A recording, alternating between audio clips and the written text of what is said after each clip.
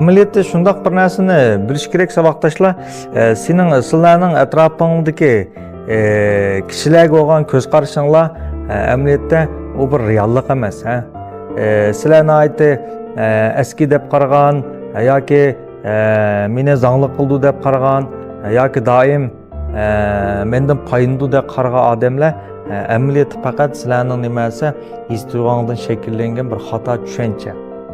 Amaliyot sizlar eng qo'rqqan odamlarni verib, uningdan yordam so'rasanglar, yoki bo'lmasa uningga o'zingning ichki dunyosini ochib, yuragingni ochib, ularga o'zinglarni tushundirgan vaqtinglarda amaliyot cho'zsa, kishilar sizlarni qandaqdir ojiz deb qarash va yoki bo'lmasadan foydalanish emas, ularni aldirmay o'zining qalbini ochib berdi.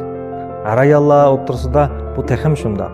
Ammo biz ko'pincha vaqtimizda birovga qalbimizni ochib bersak, u bizga ziyonkashlik qildi, u bizdan foydalandi, u mening ojizligimni tutib oldi deb qaraysizlar.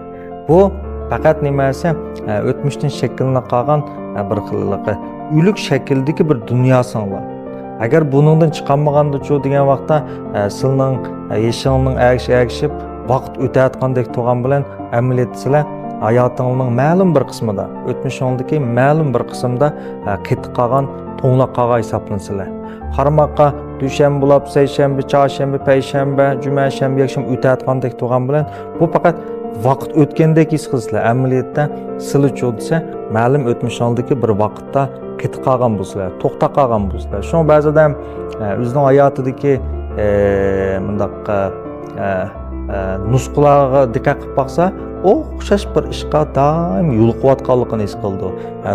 Uning uchirgan do'stlarimi o'xshash, uning uchirgan jo'ri yoki muhabbatlarmi o'xshash, uning xizmat yo'liqayotgan ishlarimi o'xshash, hamma narsa bir xil o'xshashlikni his qila oladi. Nimishqa? Chunki nurg'un odamlar men to'xtamay oldim qarab yashataman deydi, amaliyot tutsa, ma'lum bir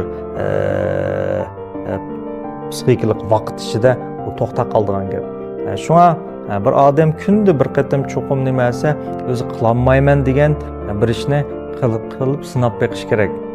Yoki kunda bir qatam nimasi odamlarga bo'lgan tushunchasini o'zgartirib beqish kerak.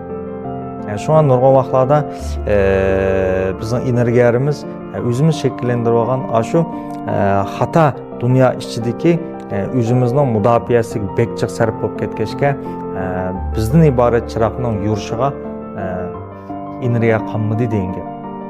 Natijada shu desa, hech qanday energiya qolmag'achqa puldan iborat energiya nima bo'lsa shakllanmaydi degan gap.